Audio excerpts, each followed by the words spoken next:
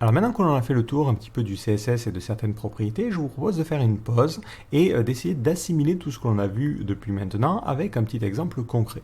Donc on ne va pas tout de suite faire la maquette finale que je vous ai montrée, elle est encore beaucoup trop complexe, il y a d'autres choses à voir, mais on va essayer ici une maquette un petit peu plus simple. Donc l'idée c'est de prendre ce design-là et de le convertir en CSS et de faire en sorte d'avoir une page HTML et CSS qui fonctionne et qui ressemble à ce design. Donc comme vous l'avez compris dans le chapitre consacré aux boîtes, lorsque l'on va avoir un design, ce qu'il va falloir faire dans notre tête, c'est déjà imaginer les différents blocs que l'on va avoir. Donc tout de suite, on peut se dire, on va avoir ici un premier bloc, qui va être la barre du haut.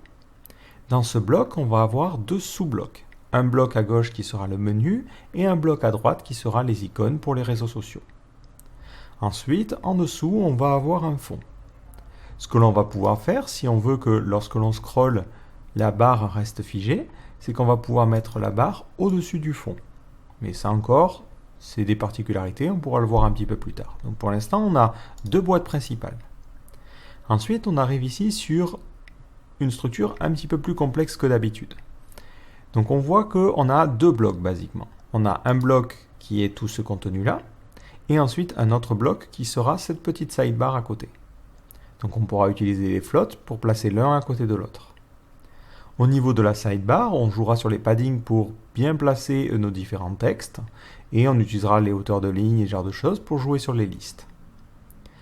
Ensuite, on a ici ce contenu qui va être centré dans notre bloc. Donc on pourra jouer sur les paddings, mais on verra aussi qu'on peut faire ça avec des margins. Et à l'intérieur, on va avoir nos différents articles qui seront ni plus ni moins qu'un bloc à chaque fois. Chaque article sera dans un bloc.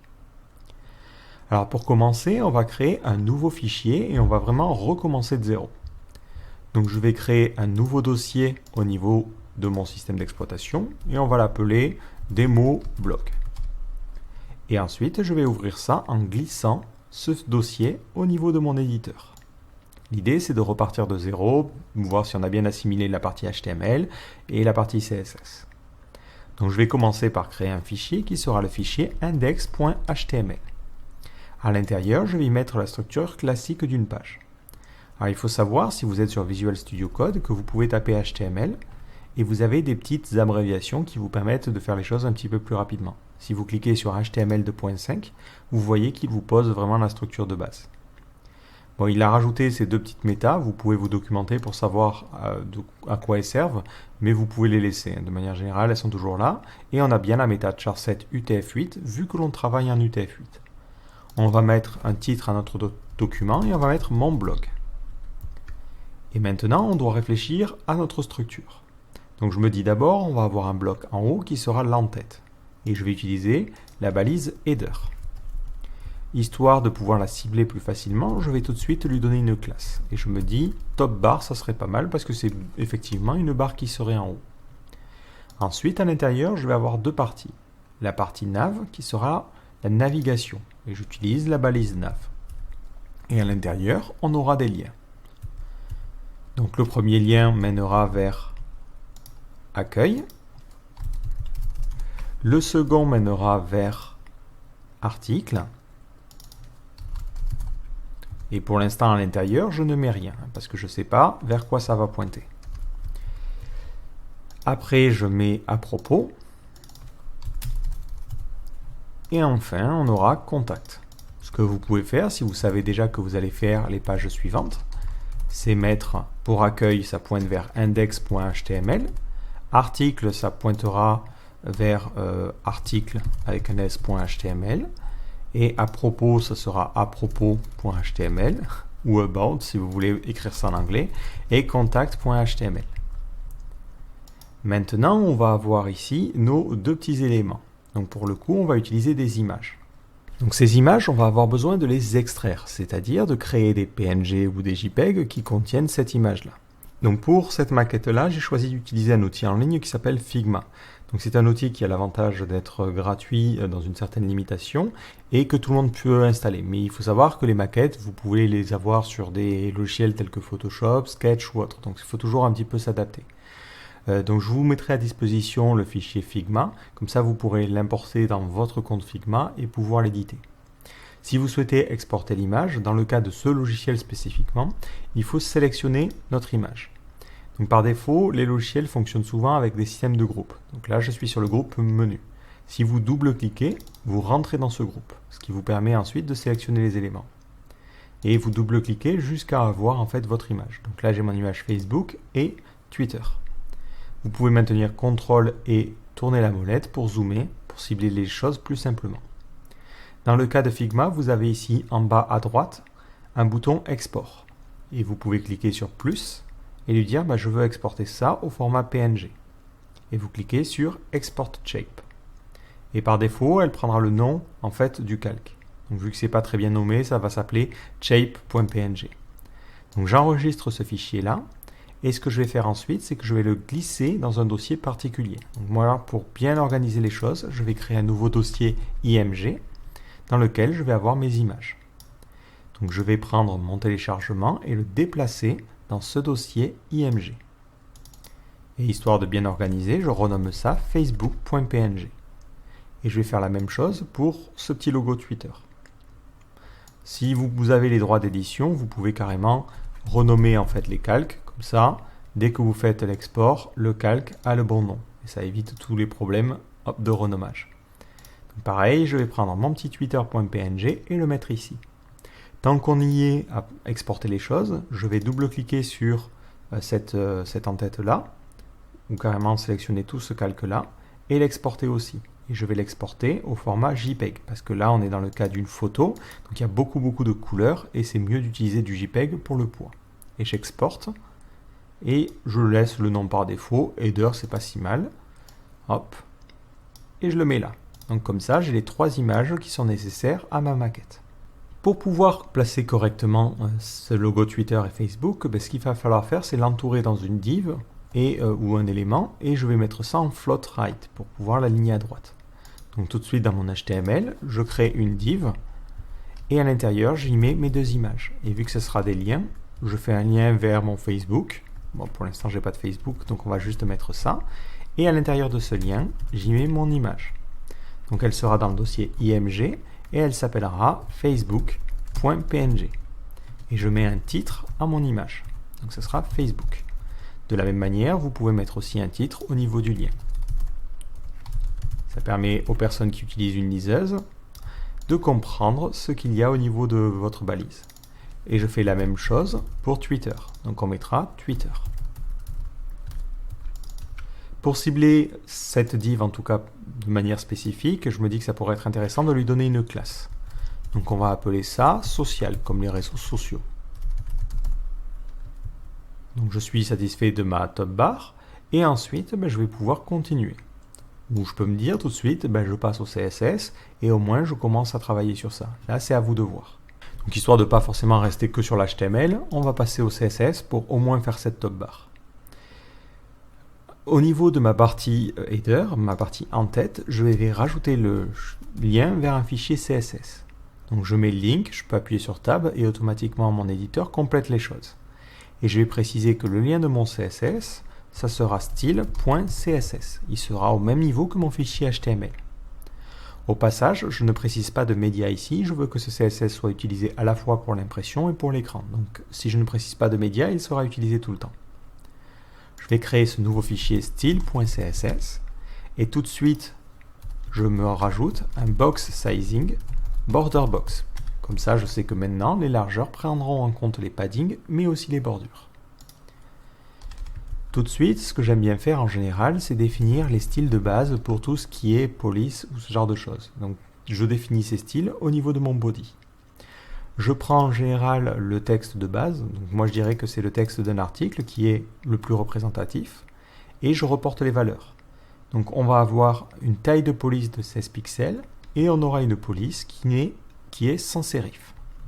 Donc tout de suite, je vais mettre un font size de base de 16 pixels, et un font-family sans sérif. Au passage, lorsque on inspecte les choses avec Figma ou avec votre éditeur, vous voyez que la police qui est utilisée ici, c'est Montserrat.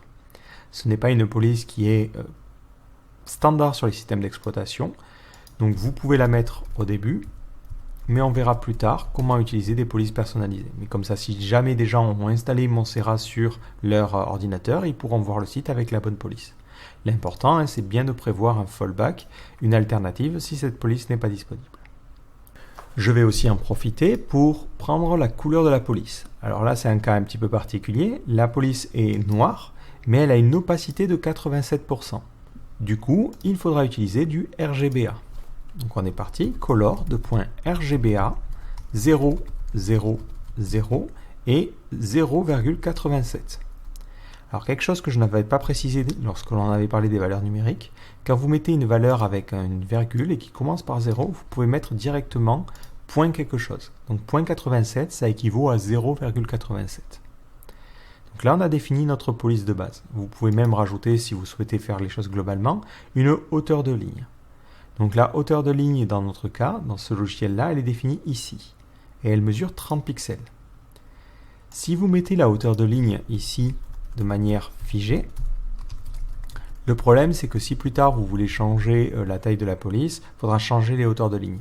De la même manière, si des éléments ont une taille de police légèrement plus grande, ça sera bizarre qu'ils aient la même hauteur de ligne que la police de base. Donc ce que l'on fait en général, c'est qu'on utilise une valeur en pourcentage, donc le 1.4 ou le 1.8 comme on en avait parlé. Ce que vous pouvez faire, c'est utiliser une calculatrice. Donc moi directement, je vais utiliser mon navigateur et on fait 30 divisé par 16. Et ça me donne 1,875. Bon, j'étais un petit peu audacieux entre guillemets quand j'avais choisi ça. Nous, on va mettre 1.8, ça sera déjà pas mal. Donc cette page-là, je vais tout de suite l'ouvrir au niveau de mon navigateur pour pouvoir voir au fur et à mesure que je travaille si je vais dans la bonne direction. Donc je vais la mettre à gauche et à droite, je vais mettre ma page web. Hop. Donc je vais prendre mon index.html et le glisser ici. Donc pour l'instant, c'est assez brut. Ce que l'on va faire, c'est qu'on va maintenant placer notre menu. Donc notre header, il est tout en haut et il a une hauteur, on peut le regarder à cet endroit-là, de 91. Et il a une couleur de fond blanche.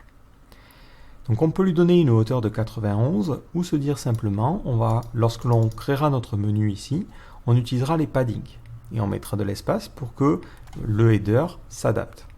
Si vous voulez connaître les distances, souvent sur les logiciels, c'est en maintenant la touche Alt. Quand vous maintenez Alt, vous voyez que j'ai un petit indicateur en rouge qui me dit la distance de cet élément par rapport aux autres. Je me rends compte au passage que dans le design, c'est pas très bien centré. Mais globalement, on va se dire ici, on a 30, 32, 35 pixels. Et le menu va être décalé par rapport à la gauche de 140 pixels. Donc je vais commencer par intégrer ça. Donc on est parti, le point header, alors non, c'était top bar. On va lui donner une couleur de fond blanche. Alors on peut mettre directement un background color ou simplement background. Et le blanc, c'est soit vous mettez white, soit si vous voulez mettre les choses en hexadécimal, vous mettez dièse FFF. Ensuite, à l'intérieur, on a notre navbar. Donc pour que cette navbar soit à gauche et que les réseaux sociaux soient à droite, je vais utiliser le système flottant. Donc on va mettre un float left. Mais là, il faut faire attention, vu qu'on utilise un float left, notre top bar va considérer que cette nav, c'est comme si elle n'existait pas. Donc pour éviter les problèmes, on peut utiliser une position autre que la position statique ou utiliser l'overflow hidden. Moi ici, vu que je veux que ma petite barre survole en fait les autres éléments et reste toujours en haut de l'écran, je vais utiliser un position fixed. Du coup, ça permettra à la fois d'avoir le comportement souhaité, mais aussi de nettoyer, de dégager les flottants. Si je réactualise ma page, ça ne va pas changer grand chose. Mais si j'inspecte, hop, je vois maintenant que mon header ici, au niveau de la partie règles, a bien notre position fixed. Et quand je l'inspecte, je vois bien que sa taille prend en compte notre navbar. Donc de la même manière, je vais dire que les icônes sociales, donc c'est les éléments qui avaient l'icône, la classe sociale, je les mets en float right. Et maintenant, ils vont s'aligner correctement à droite. Mais ils ne sont pas complètement à droite, parce que si j'inspecte mon header, je vois que la largeur de mon header, elle prend juste le contenu. Donc dans ce cas-là, je vais forcer la largeur de ma top bar à être de 100%. C'est en plus dû au position fixed, où on peut mettre, je veux que tu sois en haut à 0, à gauche à 0, à droite à 0 Et pour être sûr, je lui donne une largeur de 100%, bien que ça ne serait pas nécessaire normalement. Et là, ça fonctionne convenablement. Autre petit détail, on l'avait oublié, il faut faire attention au body. Le body, ici, a toujours des margins. Donc tout de suite, je vais mettre des margins 0 à mon body pour éviter qu'on ait ces petits espaces blancs autour de notre site. Bien que vu que la top bar est en position fixe, elle n'était pas affectée. Alors maintenant, au niveau de ma nav, je vais styliser un petit peu les liens.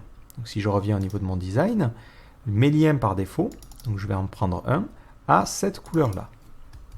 Donc je vais lui dire que pour tous les éléments qui sont dans la navbar, donc ça sera point top bar nav, et ensuite les liens. Et je leur donne une couleur grise. Par contre, quand ils sont actifs, donc quand on passe dessus, ils sont noirs avec une opacité de 100%. Donc je vais lui dire, lorsque l'on passe sur un lien, je veux que la couleur passe au noir. D'ailleurs, ce qui peut être intéressant, c'est de se dire, ce serait intéressant d'avoir une classe particulière pour dire ici, je suis sur le listing d'articles. Donc je vais rajouter une classe active pour dire que c'est l'élément qui est actuellement actif. Et l'avantage, c'est que je peux dire à cet endroit-là, je veux aussi que tu mettes le lien qui a la classe active en noir. Comme ça, par défaut, même si je ne survole rien, ce lien apparaîtra en noir. De la même manière, on n'avait pas de texte decoration au niveau de notre design, donc je mets un texte decoration none. On se rapproche un petit peu plus. Autre petit problème, il me semble que les éléments sont en medium, ils ne sont pas en regular. Donc ça veut dire qu'ils ont un font weight de 500 et non pas 400 comme c'est par défaut. Donc je vais mettre un font weight, le graissage de la police, à 500. Bon, c'est léger et je pense que la police que l'on utilise par défaut, vu que ce n'est pas Montserrat, n'a peut-être pas une variante medium. C'est pas bien grave. Ensuite, on a de l'espace entre les éléments. Donc pareil, je maintiens Alt et on voit qu'il y a 110 entre chaque élément. Alors pour ça, on peut regarder la distance qu'il y a par défaut. Donc ce petit espace, il prend combien? Il prend 4 pixels. Donc si je veux 110, je fais 110 moins 4 et ça veut dire que je dois avoir 106 d'espace entre mes liens. Et je divise ça par 2, donc ça fait 53. Donc je vais mettre une marge entre mes liens ou un padding. Moi j'estime que le padding est plus approprié vu que ça permet de rendre la zone cliquable plus importante. Et je vais mettre un padding en haut et en bas de 0. Et par contre un padding sur les côtés de 53. Et je mets l'unité pixel.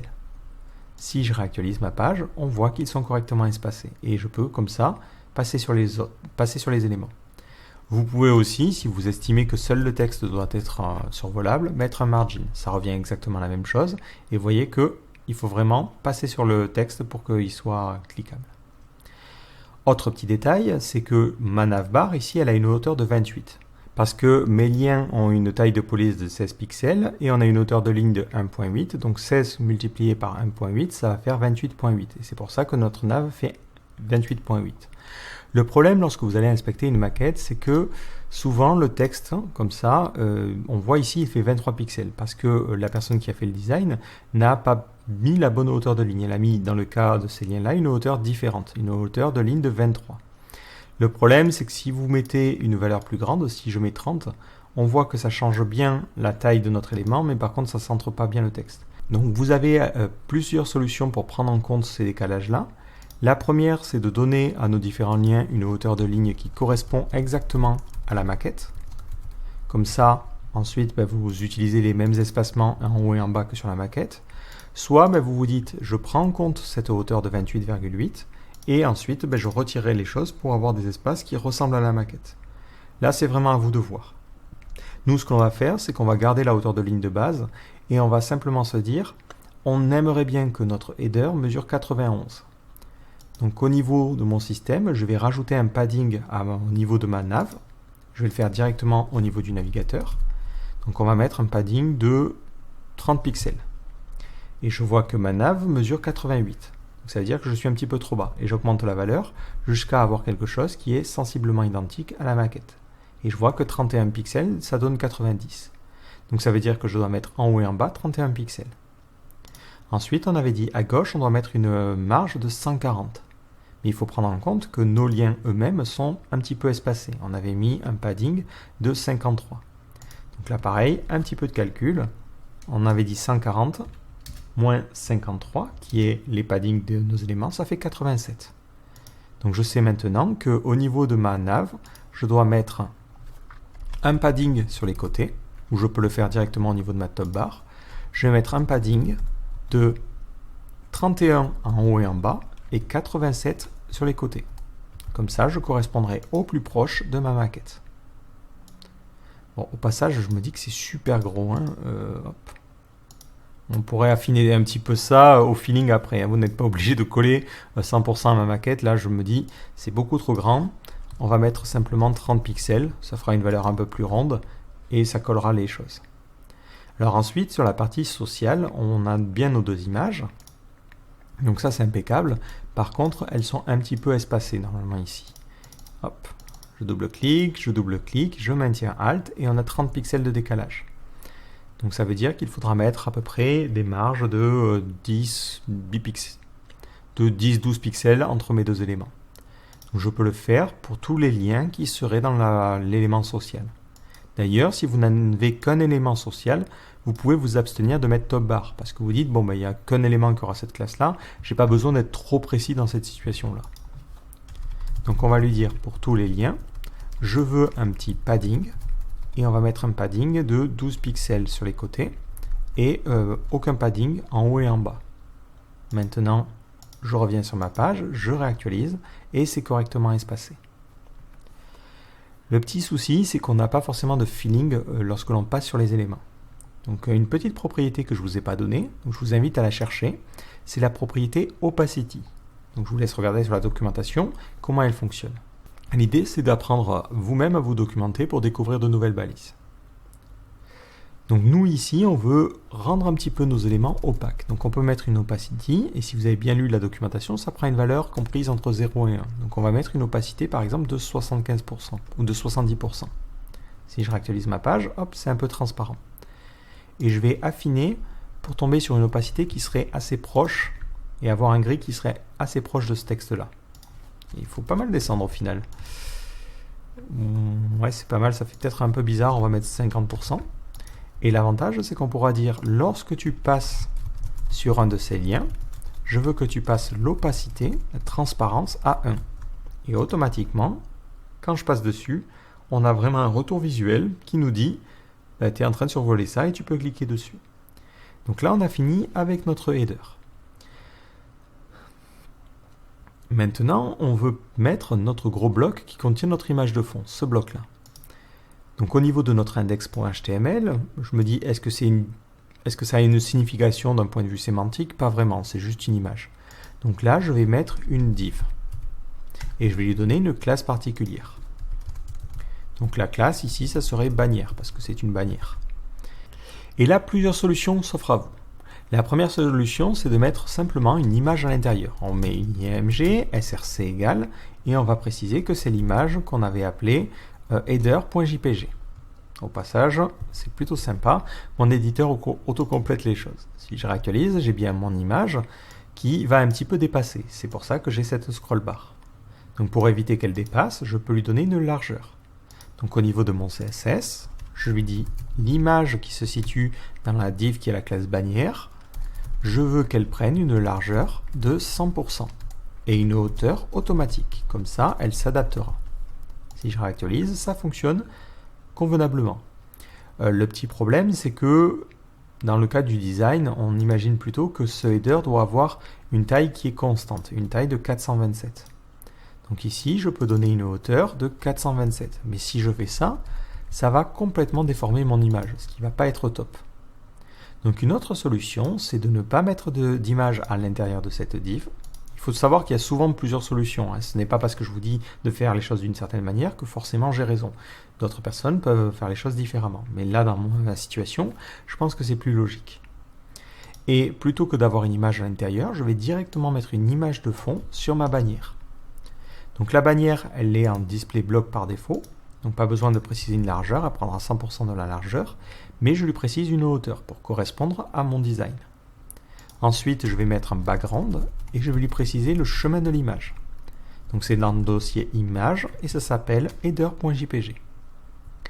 Cette image, je vais la centrer. Donc on va mettre en no-repeat, center, center. Et le background size, on va mettre cover pour que l'image prenne toujours l'entièreté de l'espace disponible. Et comme ça, elle sera correctement placée. Ce que vous pouvez faire aussi, si vous voulez donner un effet sympa au scroll, c'est la mettre en fixed.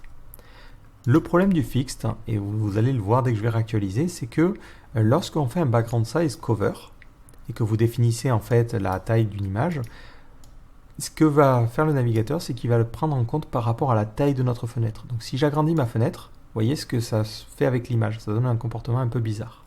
Donc moi c'est un comportement que j'aime pas pour le coup, donc on va enlever ce fixed ici. Et on va laisser juste le background normal avec le cover.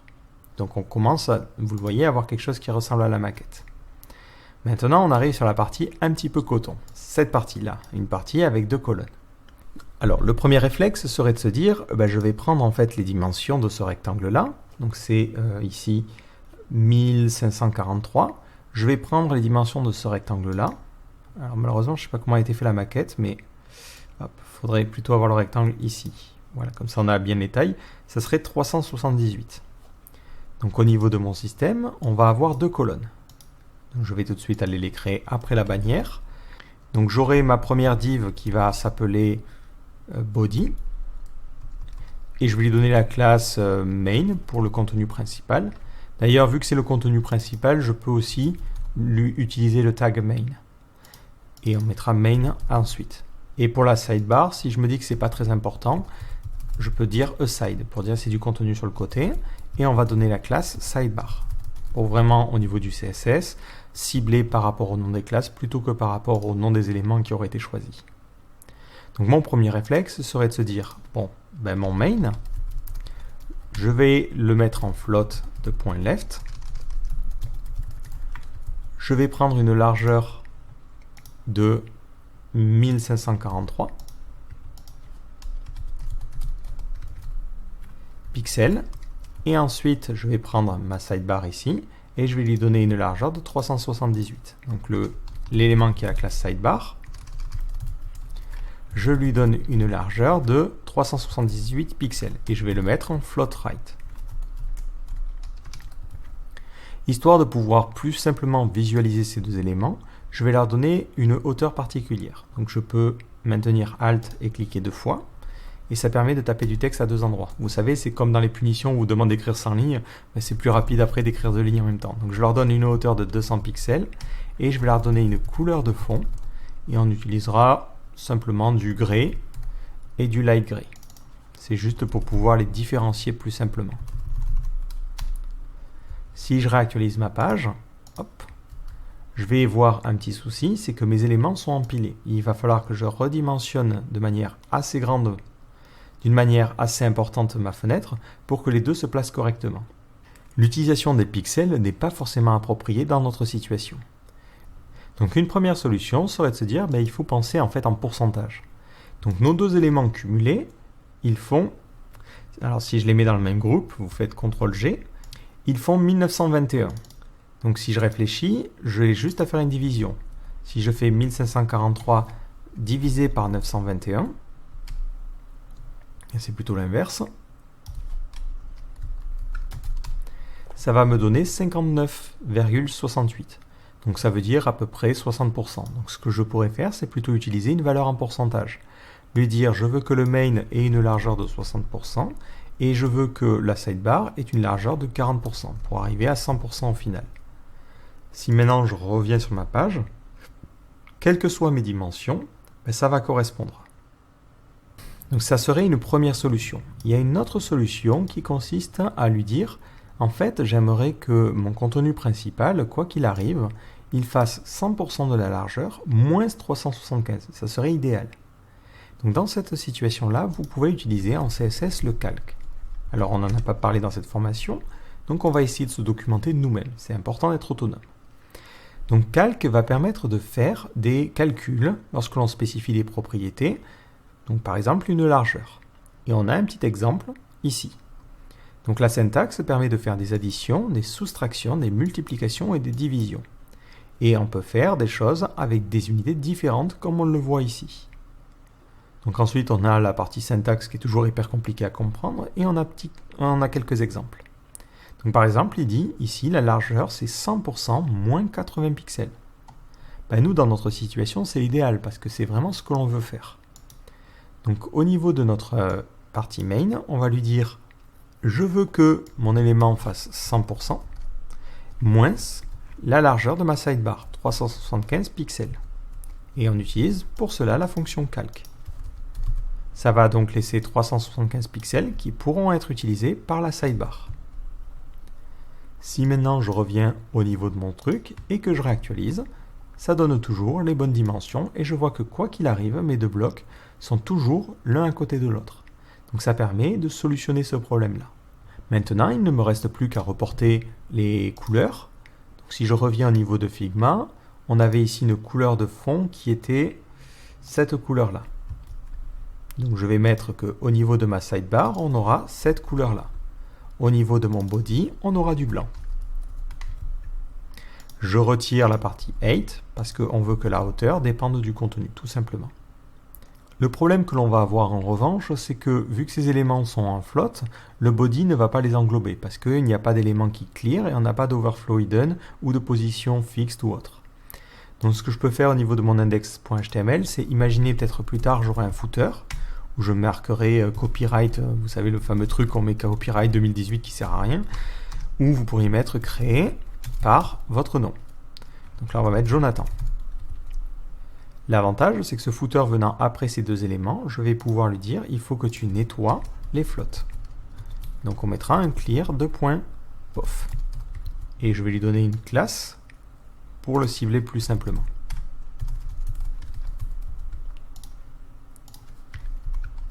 Voilà. Tout de suite, je vais inspecter pour vérifier que ce que je viens de faire fonctionne convenablement. Bon, vu que les deux n'ont pas de hauteur, mais si je donnais par exemple une hauteur à mon main de 200 pixels, je vois bien que mon body ici va bien l'englober. Donc ça veut dire que c'est pris en compte. Donc on va commencer par créer la partie sidebar parce que c'est la partie la moins complexe. À l'intérieur, je vais avoir des titres et ensuite une liste des différentes catégories. Et enfin, un séparateur. Donc au niveau de mon HTML, dans ma partie sidebar, je vais avoir des titres. Donc je vais utiliser des... Alors si je me dis que le H1 va servir pour ce titre-là, on pourrait avoir des H2 peut-être dans cette page. Dans ce cas-là, ça peut être pertinent d'utiliser des H3 ou des H4. Si on se dit que ça n'a pas de sens d'un point de vue sémantique, dans ce cas-là, on utilise simplement des divs. Moi, je me dis que ça a quand même un sens sémantiquement, donc on va mettre H4. Parce que ça serait des titres qui viendraient après les titres de notre contenu. Et je vais mettre catégorie. Pour éviter que le style dépende en fait de la balise que l'on a utilisée, vous pouvez rajouter une classe. Et moi je vais mettre sidebar-title. Ensuite on a notre liste. Donc dans notre cas, on met simplement une liste classique avec les UL et les ALI. Et à chaque fois on aura un lien. Donc le premier lien sera vers la catégorie qui s'appellera i-tech. Ensuite on aura un lien vers concentré du web. Et vous avez compris le principe. On va simplement dupliquer ça. On va peut-être en changer quelques-uns. Maintenant que ma liste est finie, on a le petit séparateur. Donc là, pareil, j'utilise le HR vu que c'est lié en fait à l'utilisation. C'est vraiment pour faire un tiret et faire une séparation. Donc ça casse en fait la thématique et on passe à la thématique suivante qui serait un autre système de catégorie ou par exemple la liste des auteurs. Et on aurait deux auteurs qui seraient GraphicsArt et je ne sais qui. Voilà pour le principe de base. Maintenant que j'ai ma structure HTML, je peux passer à la partie CSS. Donc d'abord, au niveau de ma sidebar, est-ce que j'ai des paddings? Donc si je rentre dedans, hop, on a un padding sur le côté de 43 et alors c'est pas forcément visible par rapport à cet élément-là, mais on va se dire qu'on a 40 aussi. Donc on va mettre 40 de padding. Donc au niveau de ma sidebar, je peux rajouter un padding. L'avantage, c'est que je n'ai pas de calcul complexe à faire, vu que j'ai utilisé un box sizing border box. Ce padding-là va être retranché à la largeur, pour qu'on ait toujours une largeur de 375 au total. Si je reviens au niveau de ma page, hop, ça va être correctement espacé. Par contre, la couleur de fond est vraiment pas très visible. C'est très très léger. On va peut-être la redéfinir. Et on va mettre une couleur CCC. Je crois que c'est un gris plus foncé. Donc si vous mettez 2 fois la même propriété, c'est la dernière qui est prise en compte. Pour l'instant, je mets ces deux pour bien vérifier que tout fonctionne. Et ensuite, on retirera évidemment ce background pour correspondre vraiment à la maquette. Les titres. Donc les titres, hop, j'avais utilisé une police qui est en taille 30 et qui a une hauteur de ligne de 40. Donc la hauteur de ligne devrait être automatiquement recalculée par rapport à la hauteur générale. Mais on a vraiment une hauteur de 30, une taille de police de 30. Donc ici, je vais lui dire que pour tous les éléments qui ont la classe sidebar title, je veux un font size de 30 pixels, je veux une couleur qui soit complètement noire, et peut-être, je peux me dire, on doit retirer la marge en haut. Je vais peut-être le faire que pour le premier titre, et changer aussi la marge en bas. Donc la marge en bas, ça sera 36,3, donc ça fera 35 pixels. Donc margin bottom, 35. Et je me dis, c'est plus logique de le mettre la même en haut et en bas. 35 pixels en haut et en bas et 0 sur les côtés. Je reviens sur ma page, hop, et c'est correctement espacé. Petit détail, c'est que c'est trop espacé par contre en haut. Donc, je vais lui dire si effectivement on est sur le premier titre dans notre sidebar, je veux pas que tu mettes de marge en haut. Donc on va lui dire le premier enfant, il n'aura pas de marge en haut, margin top 0, pour éviter qu'on crée un espace qui ne serait pas nécessaire. Et là, ça paraît plutôt pas mal. Donc ensuite, on va passer à la liste. Donc d'abord, il faut savoir que les listes ont des styles par défaut. Si j'examine mon élément, les UL, on voit, ils ont des margins et des paddings. Donc c'est dans les styles du navigateur. Et ils ont aussi cette petite puce. Donc, ces puces-là, si on regarde le style qui est appliqué par défaut, il est appliqué à cause de cette propriété, list style type. Donc on va prendre list style et on va se documenter sur MDN, vu que c'est une propriété qu'on n'a jamais vue ensemble. Donc the list style CSS property, et on va mettre en français, hein, pourquoi j'essaie de lire de l'anglais. Donc c'est une propriété raccourcie qui, comme pour le background, fait le raccourci entre plusieurs propriétés. On a list style type, list style image et list style position. Nous, dans notre cas, la seule qui est modifiée, c'est list style type. Et on peut mettre un espace, on peut mettre un disque, un cercle, et même mettre des caractères Unicode, comme par exemple le petit pouce. Nous, dans notre cas, on veut absolument rien mettre. Donc, dans les listes styles, on voit qu'on a le none. Donc, on va plutôt utiliser un list style à none. Voilà pour cette petite aparté. Et de la même manière, on a les liens qui doivent avoir une certaine couleur. Donc, je vais revenir sur ma maquette. Hop. On veut cette couleur-là. Hop. Si je prends mon élément, on veut cette couleur-là. Donc je vais lui dire que pour tous les liens qui sont dans la sidebar, pas forcément spécifiquement ceux qui sont dans les listes, hein, autant être global, ils auront une couleur qui sera celle-là, celle définie dans le design. De la même manière, on veut un text decoration à none. Et je me dis, ça pourrait être intéressant, et j'ai oublié de mettre le lien, lorsque l'on passe sur un lien, de rajouter un text decoration à underline, pour que lorsque l'on passe sur un lien, on ait un petit liseré en dessous de notre lien. Si je réactualise, pouf, ça donne ça, si ce n'est que le text decoration n'a pas l'air d'être pris en compte. Pourtant, j'ai bien mis un text decoration none ici. Donc je vais inspecter, hein, ça veut dire que j'ai peut-être fait une petite erreur. Text decoration underline est pris en compte. Ça me permet de comprendre que j'ai oublié le 2 points over. Il ne faut pas hésiter vraiment à se référer sur cette partie inspecteur, ça vous permet des fois des petites erreurs bêtes comme celle que je viens de faire, ça vous évite de chercher pendant des heures. Donc sur le UL, je ne veux pas de marge, parce qu'il me semble que sur la maquette, on n'a absolument aucune marge, ni de padding. Donc je vais tout de suite lui dire, sur le UL qui est dans la sidebar, je ne veux pas de marge, et je ne veux pas de padding. Comme ça au moins, le problème est résolu de manière globale. De la même manière, je ne veux pas ces petits disques-là. Donc je vais mettre un list-style à none. Et hop, on est plutôt pas mal. Si je regarde mes différents éléments, ils ont donc une hauteur de ligne de 1.8 et ils sont assez espacés. On va regarder sur la maquette. Et sur la maquette, il a créé plusieurs éléments.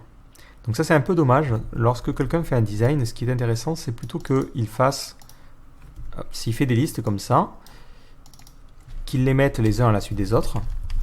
et ensuite qui joue avec la hauteur de ligne au niveau de l'éditeur. Donc par exemple, hop, on augmente la hauteur de ligne pour avoir quelque chose et pour correspondre. Comme ça permet quand vous inspectez votre design de mieux voir à quoi ça correspond. Mais dans notre cas, si on fait quelques petits essais, on voit que la hauteur de ligne à peu près, hop, c'est du 40 pixels. Et la taille de la police, c'est du 17 pixels. Donc si vous voulez convertir ça, il faut faire encore une fois des petits calculs. Donc on va diviser 40 par 17. Donc dans notre cas, ça ferait une hauteur de ligne de 2,3. Donc on est parti, on va lui dire que dans le cas des UL, on veut une hauteur de ligne de 2,3. Et ensuite, on veut une taille de police de 17 pixels. Si on se dit que cette taille de police doit affecter toute la sidebar, vous pouvez mettre ce font size de 17 pixels directement en haut. Après, c'est vraiment à vous de voir si vous avez d'autres éléments. Là, vu le design, vu qu'il était assez simple, c'est dur de savoir si ça affecterait d'autres éléments. Donc pour l'instant, on va rester comme ça. Et on voit bien qu'on a cette bonne hauteur de ligne. Le problème, si vous passez par la hauteur de ligne dans ce genre de situation, c'est que si pour une raison X ou Y, vous avez une catégorie qui est un petit peu trop longue, on va s'imaginer qu'on a plusieurs fois le mode concentré du web et que vous a réactualisé, on a une hauteur de ligne qui est complètement dégueulasse ici. Donc ça ne va pas forcément correspondre dans cette situation-là. Donc une autre manière de faire les choses, c'est de se dire je ne touche pas à la hauteur de ligne. D'ailleurs 1.8 c'est beaucoup trop gros. Je vais la changer de manière globale carrément sur le body. On va mettre 1.6. En général 1.6 déjà c'est pas mal grand. Hop. Voilà. Et on va plutôt jouer sur le padding. Donc mes éléments par défaut ont une hauteur de 27,2. Donc si je veux leur donner une hauteur de 40, une hauteur de ligne de 40, je fais 40 moins 27. Ça fait 13, donc on va arrondir à 12. Et ça veut dire que je dois mettre un padding en haut et en bas de 6 pixels. Et je vais faire ça pour tous les LI. Donc au niveau de ma sidebar, hop, je vais lui préciser que tous les LI, et je peux directement cibler les LI, pas besoin de faire un point sidebar UL puis LI, vu qu'on a de toute façon que des éléments dans des listes ordonnées. Et je vais mettre un padding en haut et en bas de 6 pixels. Et aucun padding sur les côtés. Maintenant, pouf, je vois bien que mes éléments sont bien espacés, et dans le cas où on aurait effectivement des éléments qui passeraient sur deux lignes, ça prendrait mieux en compte les choses.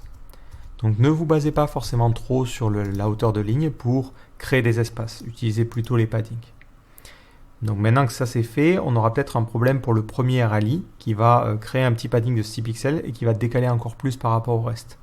Donc pareil, comme je l'ai fait pour d'autres éléments, vous pouvez lui dire le first child, je veux qu'il ait un padding top à 0 pour éviter les espacements, et je peux faire la même chose pour le last child. Donc le dernier rallye, il aura un padding bottom à 0. Ça permet d'éviter de créer des décalages qui ne seraient pas forcément prévus. Mais ça peut dépendre des situations, parce que si on a par exemple des bordures, on pourrait vouloir avoir un espacement. Donc là, encore une fois, il faut adapter. Il n'y a pas qu'une solution unique, ça va dépendre des situations. De la même manière, mais après ça dépend à quel point votre graphiste est strict, vous pouvez aussi affiner les choses au fur et à mesure. Là, je le vois clairement, mon H4 a un espace qui est beaucoup trop important. Donc le sidebar title, je vais changer le padding en bas, enfin le margin en bas, et mettre plutôt 25 pixels. Même avec 25, c'est grand, 20. Allez, 15. Ouais, ça a l'air plutôt pas mal. Maintenant, on attaque le HR, donc ce petit liseré qui permet de séparer les choses. Donc ce petit liseré, par défaut, comment le navigateur le génère? Il le génère en mettant un display block et il lui donne une bordure. Et il lui donne une bordure de 1 pixel. D'ailleurs, on n'a jamais parlé des bordures. Donc comment on fait pour définir une bordure? Donc au niveau de notre CSS, on va chercher border. Et là, vous allez avoir plusieurs informations. Comme pour le background, c'est la composée de 3 propriétés. Border width, border style et border color. Border width permet de définir la taille de la bordure. Donc vous pouvez mettre une valeur en pixels et vous pouvez mettre, comme on l'a fait pour le margin ou le padding, plusieurs valeurs pour définir la bordure en haut, à droite, en bas et à gauche. Comme ça, vous pouvez avoir des bordures de tailles différentes. Le border style permet de définir le style. Donc il y en a des plus ou moins rigolos. Et vous avez le border color pour la couleur de la bordure. Et les trois peuvent être cumulés et indiqués directement comme ça. Donc là, par exemple, il dit, je veux une bordure de 1 REM, donc une fois la taille de la police, solide. Et automatiquement, la couleur, c'est noir. Mais vous pouvez préciser un troisième paramètre, la couleur. Nous, dans notre cas, on va juste laisser ça, mais on va changer simplement la couleur. Donc on va changer cette valeur-là de color. Et on va mettre une couleur qui correspond à celle de la maquette. Donc au niveau de mon CSS, je vais aller pipeter la couleur de cette bordure. Je vais peut-être retirer ce texte-là. Voilà, je vais trouver cet élément-là. Et on a du C4, C4, C4. Donc je vais aller prendre le HR qui se situe dans la sidebar et lui préciser que le border-color sera en C4, C4, C4. De la même manière, je veux peut-être l'espacer par rapport au reste. Donc je vais mettre une marge de 49 pixels. Donc là, on va mettre marge, allez, on va arrondir à 50 pixels en haut et 0 sur les côtés. Maintenant, je reviens sur ma page et ça me donne ce petit espacement. Mais la bordure est un petit peu bizarre, on a l'impression qu'il y a une petite zone blanche en dessous. Donc ça, c'est à cause du inset. Donc ce que vous pouvez faire, plutôt que de mettre simplement un border color, c'est de vous dire, je vais mettre une bordure de 1 pixel et je veux que la bordure soit solide. À première vue, ça devrait solutionner le problème, mais ça va créer une bordure trop grande parce qu'en fait, votre élément, il a une hauteur de 0 et ça va créer une bordure en haut et en bas. Donc au total, la bordure fera 2 pixels. On pourrait tenter de se dire, mais 0.5. Pas forcément tip top. Ce que vous pouvez faire aussi, c'est carrément complètement changer la manière de styliser l'élément. Lui dire, je ne veux pas de bordure du tout, je veux un background qui soit égal à ça, et je veux ensuite une hauteur de 1 pixel. Comme ça, vous obtiendrez le même résultat, et vous aurez vraiment un liseré de 1 pixel. Et notre sidebar est maintenant fini. La seule chose qui me reste à faire, c'est de enlever cette partie-là. Et j'ai mon petit fond ici qui est léger. Petit problème en revanche, c'est que si on regarde notre maquette, on a une sorte de petit dégradé ici sur le côté.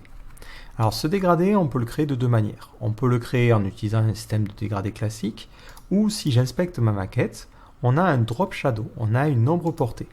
Et vous pouvez l'inspecter en cliquant sur ce petit bouton-là. Donc c'est un box shadow qui a un flou de 30 pixels et qui est décalé par rapport au haut, mais ça en limite on s'en fiche. Et qui a une couleur de fond noir avec une opacité de 5%. Donc là on se dit, on est embêté, le drop shadow on n'a jamais fait. Donc ce que vous pouvez faire, c'est chercher comment on peut faire un drop shadow en CSS. L'idée c'est de vous apprendre aussi à chercher. Donc on le voit, on nous parle un petit peu de différentes propriétés et on nous parle d'un box shadow. Donc c'est cette propriété-là. Donc par défaut, là on tombe sur le site W3 School, c'est une documentation un petit peu comme celle de MDN. Donc à vous de voir celle que vous préférez.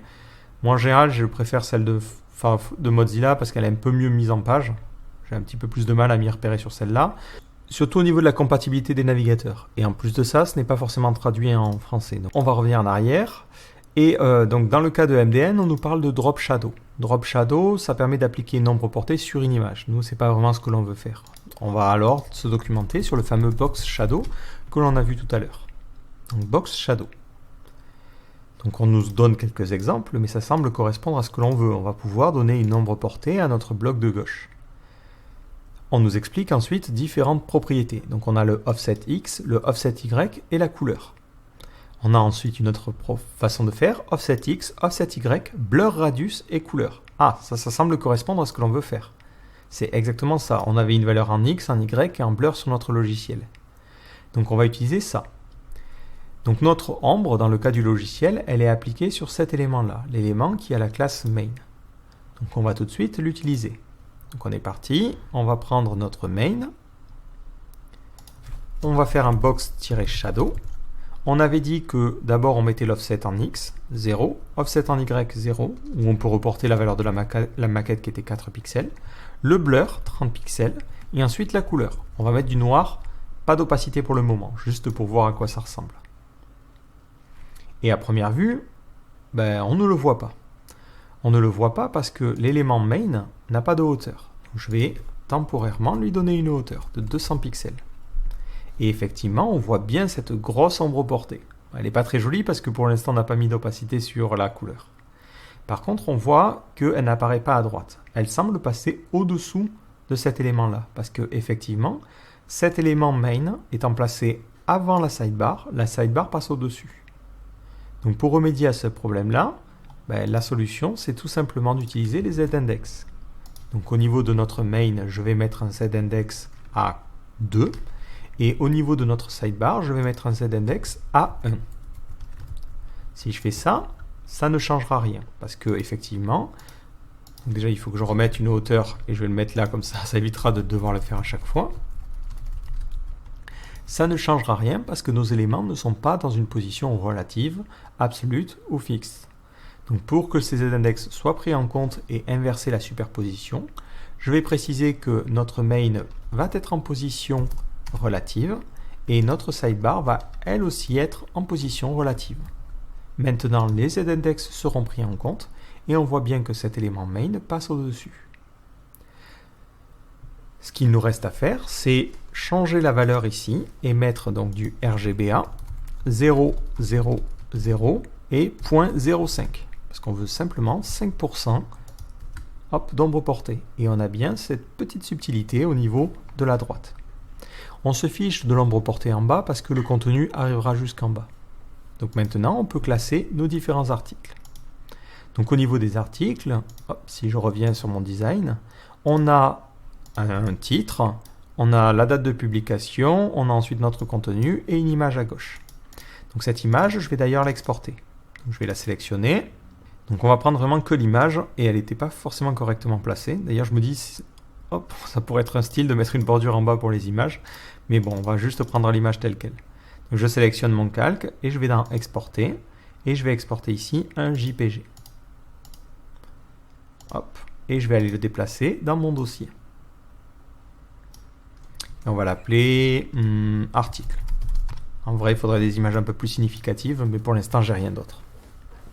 Maintenant qu'on a cette structure en tête, on est parti pour la structure HTML. Donc je vais avoir mon premier article. Donc je vais lui donner la classe article. À l'intérieur, on va avoir la date. Vu que ça n'a pas de sens sémantiquement, je mets simplement une div. Et on va mettre la date en copiant le texte. Ensuite, on aura le titre. Là, je me dis ça peut être pertinent d'avoir des H2. Et je vais ensuite avoir notre contenu. Et je me dis c'est pertinent d'avoir un paragraphe ici. Pour éviter de rendre mon CSS, encore une fois, dépendant des éléments, je vais donner une classe à mes différents éléments. Donc là, on va mettre article date. Et après, vous avez compris le principe. Ici, ça va être article title. Et ensuite, ça va être un paragraphe. On aura forcément un paragraphe. Donc là, ça ne me gêne pas d'utiliser les paragraphes pour le style. Voilà. C'est vrai que dans le cas des titres, on peut vouloir changer la balise et c'est là que c'est un peu plus pénible. Et enfin, on aura notre petite image. Donc là, on est parti. On met simplement l'image. Et au niveau du SRC, ça sera dans le dossier IMG et article.jpg. Et cette image, je vais l'entourer dans un lien. Donc on mettra un lien qui pointerait vers l'article. Donc ce serait article.html. Et je mets mon image à l'intérieur. De la même manière, je peux me dire que ça serait intéressant d'avoir le titre de l'article qui soit cliquable. Donc je vais mettre un lien pour entourer ce titre-là. Voilà. Maintenant, je reviens sur ma page et je réactualise. Et j'ai mon premier article et je vais le dupliquer plein de fois pour simuler un petit peu ce que j'avais sur ma maquette. Donc d'abord, on stylise notre image. Notre image va mesurer 285 pixels, plutôt 308 pixels et va être placée à gauche. Donc c'est un cas idéal pour utiliser les flottes. Donc on est parti. Je stylise les articles et je vais prendre la première image. Alors le problème, c'est que je pourrais peut-être parfois avoir plusieurs images dans mes articles. Donc, et de la même manière, je me dis que ça pourrait être intéressant de styliser plutôt ce lien-là. Donc je vais faire une recherche, vous pouvez faire CTRL-H, et ça vous permet de remplacer du texte par autre chose. Et je vais remplacer par une classe, et on va l'appeler article-img. Voilà, ça me permet automatiquement, maintenant que j'ai dupliqué plein de fois, de rajouter la classe partout. Donc on peut styliser cet article. Et après, au niveau de mon CSS, je peux lui dire je veux styliser simplement l'image.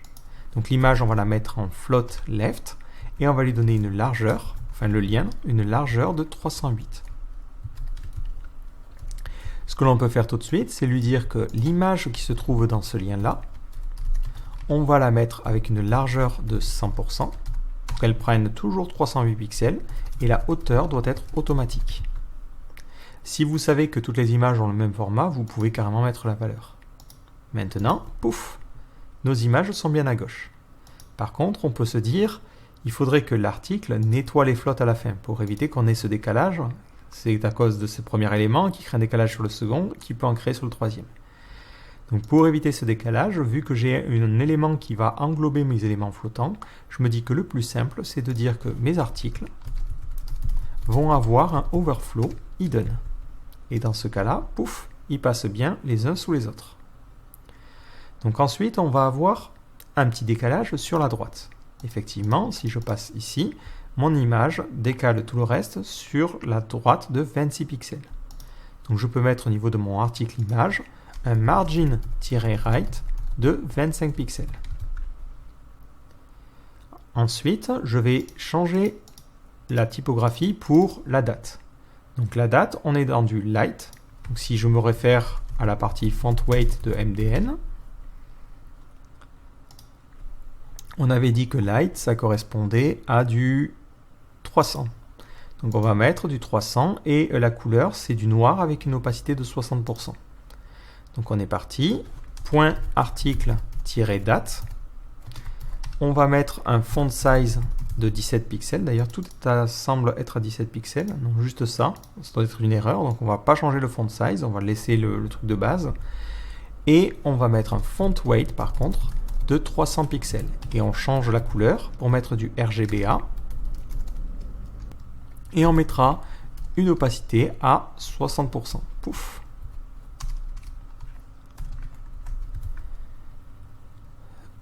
On va avoir besoin d'espacer légèrement ce truc-là. Donc on va l'espacer de, ici, 7 pixels. Mais on va prendre en compte la hauteur de ligne.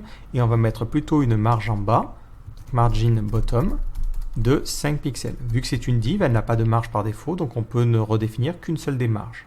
De la même manière, pas besoin de définir un texte à ligne sur la gauche, parce que c'est le comportement par défaut. Et là, le font weight, ça n'a pas de valeur en pixels, hein, c'est juste une valeur. Je reviens sur ma page, et hop, on a notre texte. Le light au passage n'apparaît pas, parce que cette police ne semble pas avoir de light. Ensuite, on a notre titre. Donc notre titre est un petit peu particulier, il est déjà plus gros, il mesure 36 pixels. Donc on peut lui dire que le point article-title, il aura une taille de police de 36 pixels. Là, ce qui peut être intéressant, c'est de ne pas forcément mettre spécifiquement 36 pixels, mais de tout spécifier relativement à la taille de la police que l'on avait choisie au début. Donc nous, dans notre cas, vu que c'était 16 pixels, on peut faire 36 divisé par 16. Et on peut se dire que dans ce cas-là, la police, elle est de 2,25 REM. Maintenant, ça permet, si jamais on le souhaite, en changeant simplement la taille de la police du body, de changer dynamiquement cette taille-là. D'ailleurs, il faut que la taille de la police soit définie non pas sur le body, mais aussi sur l'HTML. Donc vous pouvez faire ça, hein. Hop. Parce que sinon, ça n'influe pas. Mais maintenant, dès que je change cette taille-là, vous voyez que ça permet aussi de grossir tous les titres. Donc je vais réactualiser la page pour ne pas faire ce changement-là. Et notre H2, il a un lien à l'intérieur qui n'a pas forcément la bonne couleur. Donc si je me dis que tous les liens vont poser problème, vous pouvez simplement lui dire que tous les liens dans les articles, vous les changez. Et vous lui dites, bon, ben, tous les liens qui sont dans les articles auront une couleur qui va être héritée. Comme ça prendra automatiquement la bonne couleur. Et ne vont pas avoir de text decoration. Par contre, dès qu'on passe sur les articles, enfin dès qu'on passe sur le lien en question, je veux peut-être un text decoration. En général, c'est vrai que j'aime bien appliquer ce comportement-là. Au passage, on peut se rendre compte aussi que la hauteur de ligne de 1.6, que l'on avait défini globalement, est peut-être un petit peu gros dans ces situations-là. Donc pour les H2 ou pour les titres, on peut changer la hauteur de ligne. Donc si vous voulez tester les choses, vu que ce n'est pas quelque chose qui a été prévu dans la maquette, vous pouvez mettre une hauteur de ligne ici et tester. Donc 1.2, on voit que c'est pas mal, 1.1 à la limite. Pour les titres, 1.1 c'est pas mal. Donc on change spécifiquement la hauteur de ligne pour ce cas-là. Maintenant, on passe au dernier truc, les paragraphes. Donc les paragraphes ont une hauteur de ligne classique et une font size de 16 pixels, donc techniquement, on n'a rien à toucher dessus, si ce n'est que c'est un font weight medium qui doit être utilisé. Je peux d'ailleurs me dire que je mettrai tout le site en medium, donc je peux mettre un font weight global directement dans la partie body de 500. Voilà. Et aussi sur le titre, on avait une police différente. Donc on avait, si j'inspecte mon élément, une police qui s'appelle Cardo. Et c'est une police qui, pour le coup, est serif. Donc pour les titres, je précise que je vais avoir un font family, Cardo par défaut, et sinon, je veux que tu prennes une police serif. Et maintenant, pouf, on a cette police-là. Par défaut, les H2 ont des marges qui vont peut-être être un petit peu conséquentes, donc on va changer ça. Et au niveau de mon design, on avait des marges de 16 pixels en bas et pas de marge en haut du coup, vu qu'elle est redéfinie par le post-date. Donc on va mettre une marge en haut de 0, en bas de 0, à droite de 0 et à gauche de 0, et on change la marge du bas pour 15 pixels. Voilà, en redéfinissant tout, ça nous permet d'écraser les marges qui seraient mises en place par défaut sur les navigateurs. Donc ça commence à prendre un petit peu de la forme, mais on voit qu'il y a quelque chose qui est un petit peu bizarre, c'est que notre H2 est placé un peu bizarrement. Parce que quand j'ai fait ma recherche et que j'ai remplacé les choses, j'ai rajouté la classe article IMG à trop d'endroits à la fois. C'est pour ça qu'on a ce petit float left. Donc c'est ici où il faut retirer cette classe-là. Donc on va prendre tout ce qui ressemble à ça et on va lui demander d'enlever la classe article IMG.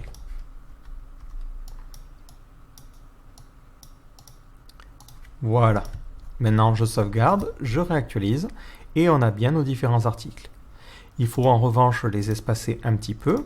Donc si je regarde au niveau de ma maquette, on avait 50 pixels d'espacement entre chaque article.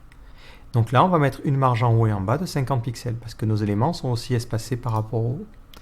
Donc au niveau de mes articles, je mets une marge de 50 pixels en haut et 0 pixels sur les côtés. Je reviens, et voilà. On a nos articles qui s'affichent convenablement. Donc ça, c'est la première manière de faire les choses, mais il y a une autre manière, je tiens quand même à vous la montrer, pour arriver à avoir ce placement-là. Le petit problème que l'on va avoir avec notre conception ici, c'est que si j'ai un article qui est un petit peu long, par exemple, je vais rajouter plein de texte, si je réactualise, ça donne quelque chose qui ressemble à ça. Mon texte va revenir sur la ligne parce que mon image est en float left et après, le texte va à la suite. Donc ça pourrait être quelque chose que je souhaite, mais dans le cas d'un listing, ça paraît un petit peu non naturel. J'ai vraiment envie que le texte soit vraiment bloqué à gauche. Si j'en ai assez peu, voilà, ça fait un peu bizarre, je trouve, d'avoir cette ligne-là. Donc une autre manière de solutionner ce problème-là, c'est de ne pas utiliser les floats au niveau de notre article IMG, mais plutôt d'utiliser les positions absolues. Donc au niveau de mon article, je lui dis, je veux un positionnement relatif. Comme ça, cet article sert maintenant de référentiel pour les éléments enfants qui seraient en position absolue. Ensuite, je dis mon image, elle va être en position absolue. Et je vais mettre un left à 0 et un top à 0. Si je fais ça, mon image va apparaître par-dessus le contenu. Mais après, ce que je peux faire, c'est donner un padding au niveau de mon article. Et je vais donner un padding qui correspond à la largeur de mon image plus la marge que j'avais prévue. Donc ça fait 308 plus 25. Et vu que je suis nul en mathématiques, je suis infoutu de faire le truc de tête, ça fera 333. Voilà. Et maintenant, pouf, on a bien cet espacement et ça conserve les choses. Seul petit problème que l'on peut rencontrer, c'est ici, on voit que notre image est tronquée. Elle est tronquée parce qu'on avait laissé le overflow hidden. Mais si j'enlève ce overflow hidden, on va avoir l'espacement ici qui ne sera pas bon, parce que notre article ne prend pas en compte la hauteur de cet élément-là, vu qu'il est en position absolue. Donc une solution serait de dire il faut que nos articles fassent au minimum une hauteur qui correspondrait à la hauteur prévue pour les images. Ça veut dire qu'au minimum, ça doit avoir une hauteur de 203. Pareil, est-ce qu'on peut faire ça en CSS? Donc min, hauteur minimum, CSS. Et on a une propriété qui s'appelle min8. Donc min8 permet, comme son nom l'indique, de préciser la hauteur minimale. Donc il faut savoir que vous avez la même chose pour min-width, min8, max-width et max-8. Donc dans notre situation, c'est impeccable, ça va nous permettre de solutionner notre problème et on va spécifier qu'on aura une hauteur minimale de 203 pixels. Donc au niveau de mes articles, je mets une hauteur minimale de 203 pixels. Et maintenant, nos éléments sont bien espacés. Je vois au passage que quand je scrolle, j'ai un comportement bizarre, on dirait que le header passe en dessous. Il passe en dessous parce que vu qu'on a utilisé des z-index, il faut lui dire attention, le header, la top bar qui est vraiment en position fixe, doit apparaître au-dessus des autres éléments. Donc on va lui donner un z-index supérieur aux autres éléments. Comme ça, elle passera toujours au-dessus. Et en plus, vu qu'on a parlé du box shadow, ce qui peut être sympa aussi, comme on l'a fait pour notre contenu principal, au niveau de la top bar, ça peut être intéressant de rajouter un box shadow. Si vous mettez ça, hop, elle aura une petite ombre portée qui permettra de mieux la séparer du reste du contenu. Après, vous pouvez jouer avec l'opacité. Hein. Si vous mettez, je crois, 1% et peut-être un peu moins de flou, ça donnera quelque chose de plutôt sympa. Voilà, vous voyez, ça permet de la séparer un petit peu mieux du contenu. Même, on peut aller sur du 5%. Il n'y a pas besoin qu'elle soit trop visible. Donc là, on est plutôt pas mal. Hein. Notre design commence à ressembler à quelque chose, si ce n'est que notre contenu ici ne prend pas toute la hauteur. Parce que quand on avait fait nos tests, on lui avait donné manuellement une hauteur de 200 pixels. Donc maintenant que l'on a bien mis nos articles, je peux enlever ça. Et là, voilà, il descend bien jusqu'en bas. Et ensuite, on va avoir notre footer avec marqué créé par Jonathan. Mais il nous reste deux petits problèmes à régler. Alors le premier, qui est un peu compliqué, c'est celui-ci. C'est que ma sidebar, qui est en gris foncé, elle ne va pas descendre tout en bas. Parce qu'elle ne prend comme hauteur que la hauteur de son contenu. Donc on pourrait être tenté de se dire, je vais lui dire, prends 100% de la hauteur. Le problème, c'est qu'on l'a vu, les hauteurs en pourcentage, ça ne donne pas grand-chose. Et effectivement, ça ne change rien. Donc une solution serait de se dire, on n'a qu'à mettre en fait à tout notre body une couleur de fond, comme ceci. Et automatiquement, ça donnera l'impression que la sidebar va jusqu'en bas. Parce que notre contenu a une couleur particulière et ça solutionne le problème. Le problème, c'est que ça ne résout le souci que si effectivement le contenu est systématiquement plus grand que la sidebar. Malheureusement, il n'y a pas d'autre moyen en fait de régler le problème. L'autre moyen, c'est d'utiliser les flexbox que l'on verra un petit peu plus tard. Donc pour l'instant, on va se contenter simplement de se dire que on change la couleur de notre body pour correspondre à notre maquette. Et on va retirer au niveau de notre sidebar le background ici. Si maintenant je réactualise, je vois que j'ai un gris qui est trop foncé, je me suis gouré dans la couleur, pas très malin de ma part. Alors hop, c'était quoi comme couleur? C'était ça, FB. J'ai mis 9F, je sais pas pourquoi. Voilà. Et là on a vraiment quelque chose qui correspond à notre maquette. Le second problème que l'on a est un petit peu plus complexe, lui, c'est que sur une grande fenêtre, les articles s'allongent sur toute la longueur, ce qui est à peu près normal par rapport à ce que l'on a défini. Pourtant, sur la maquette, on voit qu'il semble centré en fait dans un certain bloc. Basiquement, si je trace un petit rectangle, on a une largeur à peu près de 946. Donc il faudrait qu'au maximum, les articles mesurent 946 pixels. Donc je peux le faire en utilisant la nouvelle balise que je viens d'apprendre, enfin la nouvelle propriété que je viens d'apprendre, qui est min et max. Donc je peux lui donner une largeur maximale de 940 pixels.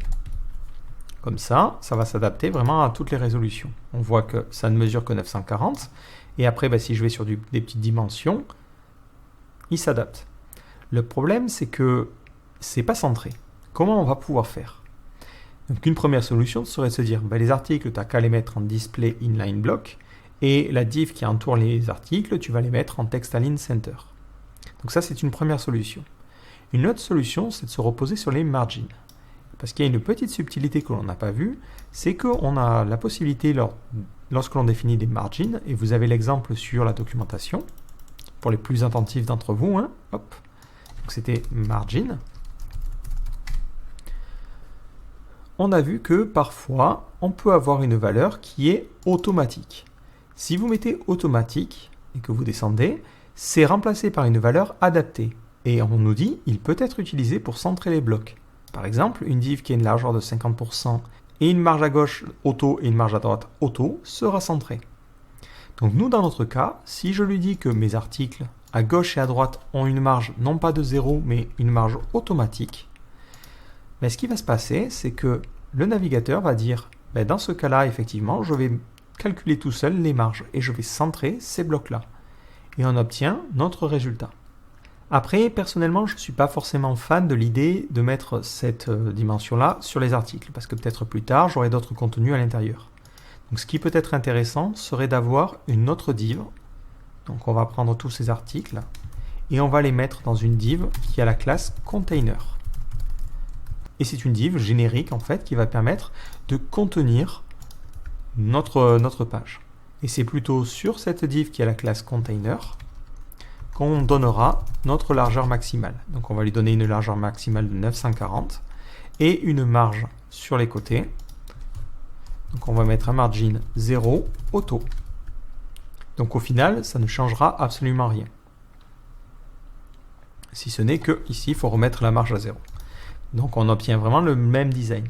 L'avantage, c'est que si plus tard, quand je clique sur un article, je veux créer une page qui est un petit peu différente.